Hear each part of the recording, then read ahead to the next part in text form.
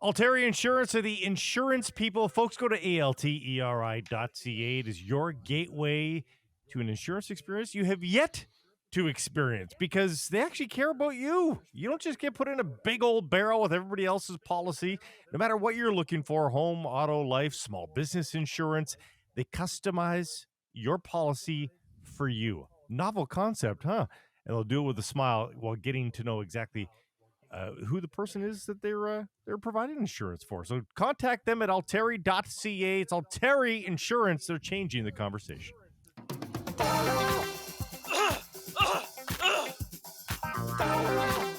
What do you want me to do? Take the headset off? It takes forever.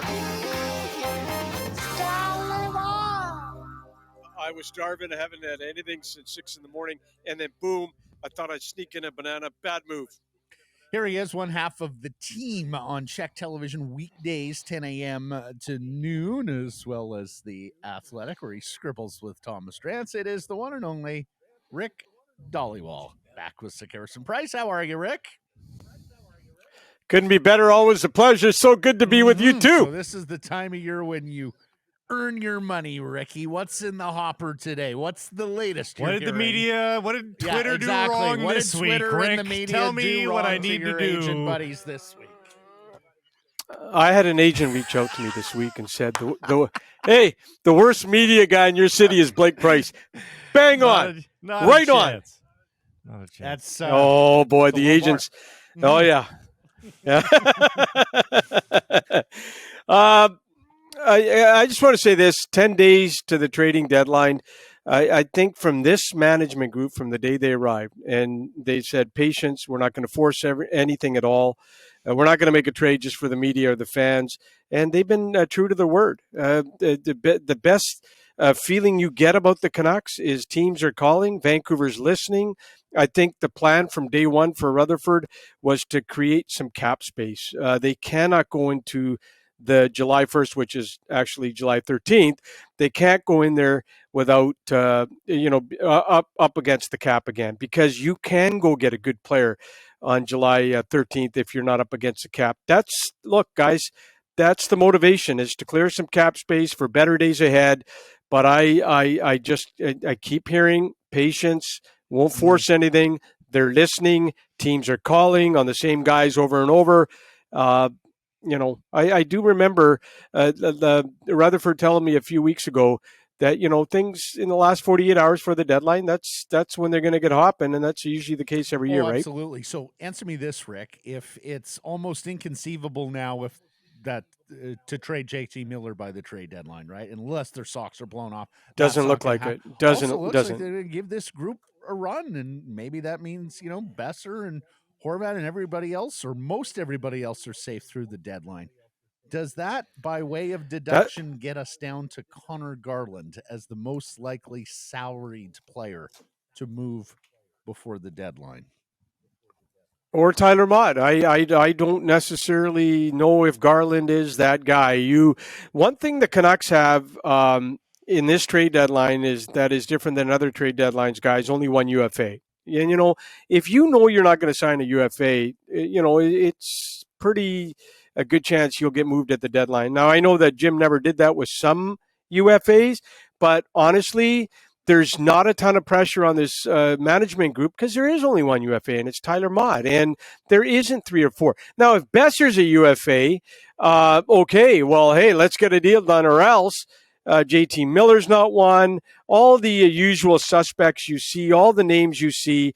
Let's be honest, guys. There's only one UFA, and that's Tyler Motte. And I'm going to guess that they're going to sit down with Motte's agent. They have been talking to him in the last couple of weeks. But as we get closer to the deadline, they're going to have a pretty good read. Now, you mentioned something there, Matt, about still in the playoff race. And Rutherford has been insistent on this. I owe it to the players. If they're in a playoff race, and guys, whether you want to hear it or not, if the trade deadline comes and they're only a point or two back, it's going to be hard. It's going to be hard to say, move out this big guy. Well, hold it. Why'd you do that? We're still in the playoff race. So they're in that position of listening. But by the same token, you guys nailed it. Hey, they're all of a sudden in a playoff race, guys. If you're in Vegas And we all remember Ricky in Yep. Vegas with all those He doesn't. evil people. I don't. All those I evil don't. people over there. Are you putting your nickel on Tyler Motte and only Tyler Motte? That is the one sort of roster trade they make, and that's it? I don't know. No, I don't think so. I think somebody told me that Canucks will not be happy with just a couple of moves. But if they could have their way, on the one hand, they would like to move, some cap space. On the other hand, it is tough, though, if you're in the playoff race. What do you do, guys? Because I even heard the other day that, Tyler Motte, if you're a point or two out, but you could still trade Tyler Motte at the NHL draft. You could still move him after the Stanley Cup is awarded. So it's just they're in a predicament, guys. Sometimes you hear, yes, they'd like to move 2 or 3 players, and then sometimes you hear, well, we're in a playoff race.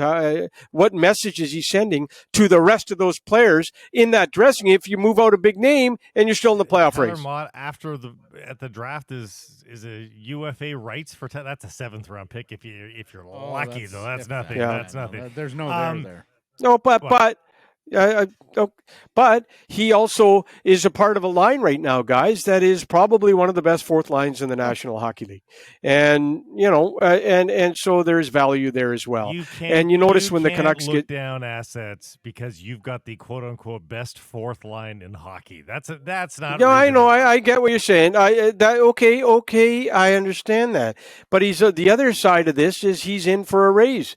I think you guys, he's at 1.4 now. And it's 1.2 on the cap. He's at 1.4 in real money.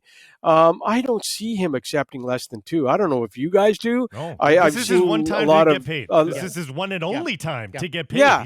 And if I was Tyler Motte, and he's not getting any hometown number discounts. one, if I was Tyler Motte, I would play the market. Yes, I would not. Yeah. That's why right. They have to trade him. That's why they have to trade him. But Blake, a player works hard. A player is club controlled for 7-8 years after he's drafted. He's got no say. So you finally get to UFA status, and that's where you finally get to say, right. "Hey, I get to pick and choose. You work hard all your life for UFA status." Brock Besser is going to be a UFA in a couple of years if he doesn't lock up with the Canucks long term. So you work hard all your life as a player to finally say, and don't forget though, as Louis Eriksson found out as a UFA, sometimes you pick the wrong team. And sometimes you pick the wrong situation and it doesn't work out. Becoming a UFA, you work hard for, but there's been a lot of mistakes on July 1st by all teams in the NHL. This is at his age, he was a late bloomer here. This is his one time. Yep. This is the only time. This is going to be the richest contract of his career. He cannot afford to give hometown discounts to the Vancouver Canucks. They simply must trade him. Let me read you this quote from Penguins general manager Ron Hextall. "I feel pretty good about the depth of our team. Would we like to add a little bit up front? Yeah, that would be a fair statement. I don't feel like I have to do anything, but if we can get better, we're certainly going to try." Where did Jim Rutherford come? Where did Patrick Allvin come? Where did Derek Clancy come from? Derek Clancy. What are the chances that there's not a Penguins Canucks trade? Yeah, and where was Derek Clancy the other night, guys? In Pittsburgh at a Penguins game. You hear a lot of names. Okay, look, and you hear a lot of names bandied about, and like I said, the Canucks are listening on all calls that they take. You hear Kapanen for Besser. That's something that was out there. Garland's name has been popping up in Pittsburgh now. Some people think the Devils are poking around. This team's poking around. The Kings, I heard this week, are poking around. There's a lot of teams calling. Vancouver's got some attractive forwards. Pittsburgh, if they can make a hockey deal with the Canucks, it's good. You nailed it. And I think, Blake, you were the first guy when Rutherford, I think, was hired who said there's going to be a lot of movement between the Canucks and the Penguins, first of all, in management, which became true, and then maybe possibly a trade or two. But you're right. Would it surprise anybody if the Canucks and the Penguins made a trade? I don't think so. Number one, you scooped one of my hashtags, Price. Thank you for that. Number two, who, of course, is Ron Hextall's boss, but Brian Burke, if I have to lie to you guys to improve this hockey team, I'll lie to you guys. Right. So it is lying season. Let's keep that in mind as well. And there's a that is true. A lot of stuff Burke, and that French. And then Thirdly, I wouldn't bet that Patrick Allvin had a lot of the most recent Penguins intel in his briefcase on the way to Vancouver. Ron Hextall can be a cold, distant, freeze out type of guy at the best of times. If you're, the likely candidate to leave his organization and go manage someone else, I would bet Hexy put the old freeze on Allvin. You know anything there, Ricky? Yeah.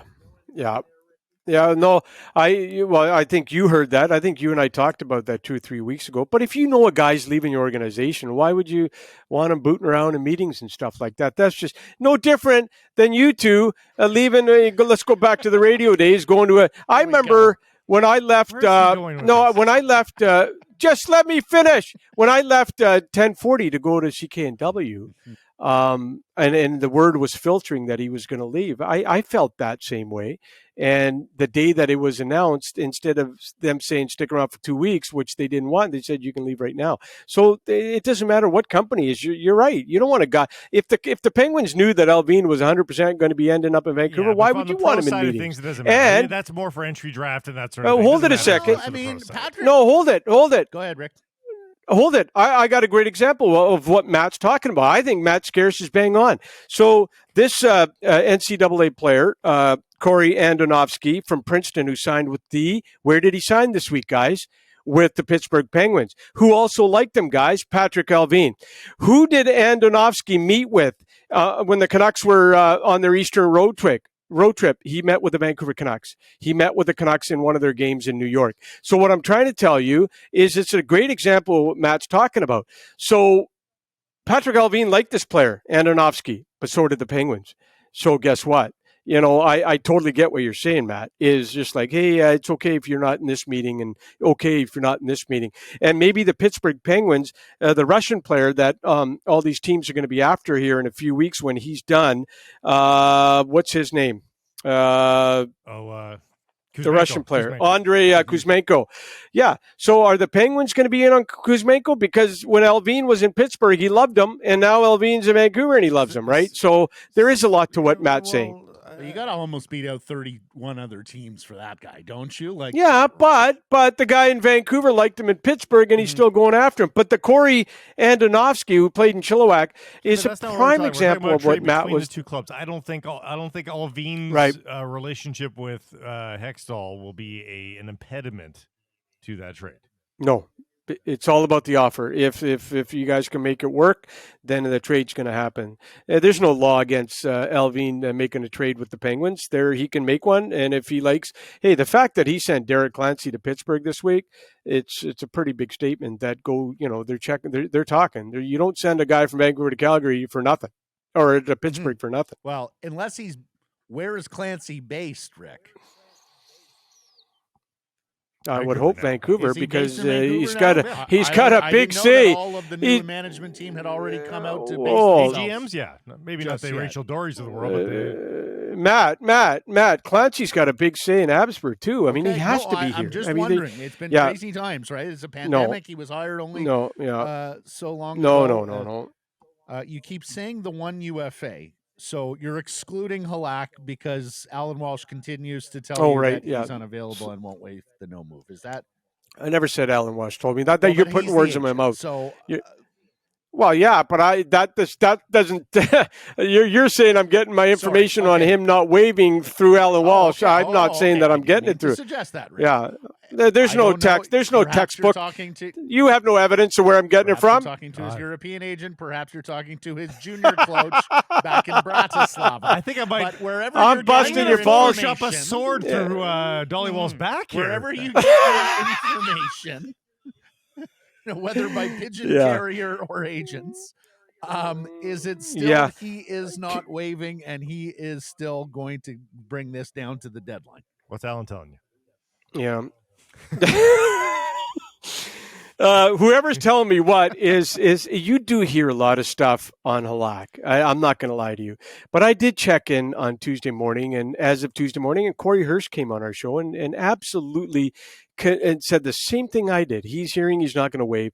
Now, 10 days to go. Could that change? Yes. Up till now this week, we're being told he won't waive. But can he change? Yes. There's a lot of things that play with Halak. Last year, in the last 2 years, a lot of families haven't watched their players play in the same city because of COVID. And that is a factor. His family is in Vancouver, so I don't think his family saw him play last year. I think it could be family related, guys. Whenever a player doesn't waive, usually number one reason is family. It's very tough to move young kids and all that stuff. Hey, look, here's the other one for you guys. Well, ask yourself really nicely, what is the market for Halak right now?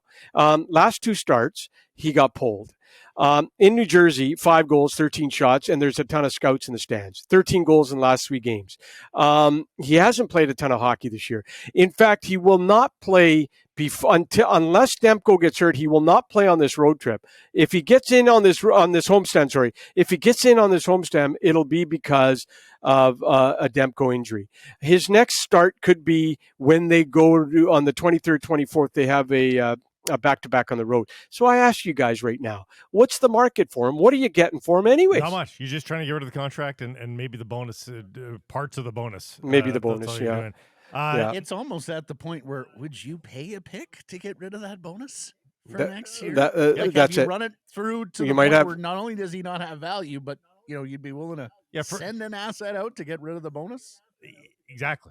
And I think the answer has to be yes at some point, because if they're not going to trade a big name, they're going to have to nickel and dime their way out of this cap hell, and that's one way to. And do you guys honestly think the Canucks haven't called Edmonton or Toronto, and they know both those cities got massive goaltending issues, and tried to unload Halak? Good last night. If the Canucks are doing if the Canucks are doing their job, which they clearly are, and they would love to move this player, they're calling every team in the league that's got goaltending issues, and you know it. Nick Kipper saying Tyler Myers is now available.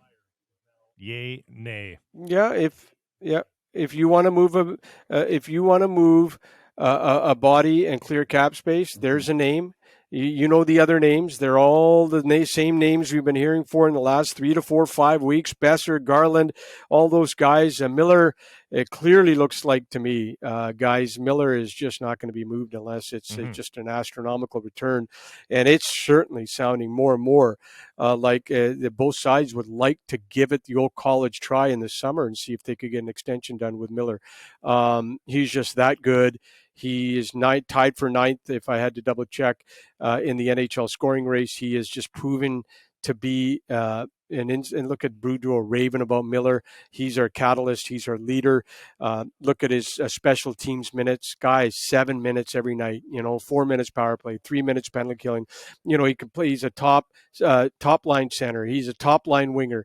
I mean, this guy is the engine. He is the engine that makes the Vancouver Canucks go. But if Myers trade, are you sucking back $2 million a year on that, holding back salary? Well, yeah. That's a tough contract to move unless you nailed it, Blake, unless they offer something in return. Who knows? But look, let's be honest. If the goal is to create cap space, because the one thing that the previous regime did not do any favors for the new regime is the cap space. And you could say probably not enough prospects in Abbotsford as well, high-level prospects. Obviously Rathbone, can't wait to see what he does next year full-time in Vancouver if he can do it. And also, the draft picks, which draft picks, when you look at this organization, are coming, and you're excited about a name that's coming up the ranks. So this new regime's got a lot of work to do. They are adding new names. They're going after NCAA guys. Goaltender Clay Stevenson, should know more about him next year. The Chilliwack goaltender out of Dartmouth. Canucks like him. They signed Arshdeep Baines today. Surrey kid, Red Deer, leading the Western League in points. They're going to go after European free agents. They're going to sign their own draft pick in Sweden who's doing well this year. They're going to give Kuzmenko a shot. So they're looking at alternative ways to improve this roster and get more prospects, and vis-a-vis through trades get some more picks as well. You could see them working now. They've got their foot as well. Yeah. All of them. Yeah. Ricky, you're beautiful. Love you much. Thank you for this. Until next Friday, my friend. And next time, Price be on time. You know what? I got stuff to do. What? I was the tardy one. Oh, today. it was you. Myself on errors and omissions alongside the 12. Every afternoon, I got a nap. Every afternoon, I got a nap and I got to walk. You're Go screwing grab up a the banana. time. Go grab a banana. Mm-hmm. Adios, Rick amigos. Dhaliwal, everybody, one half of the team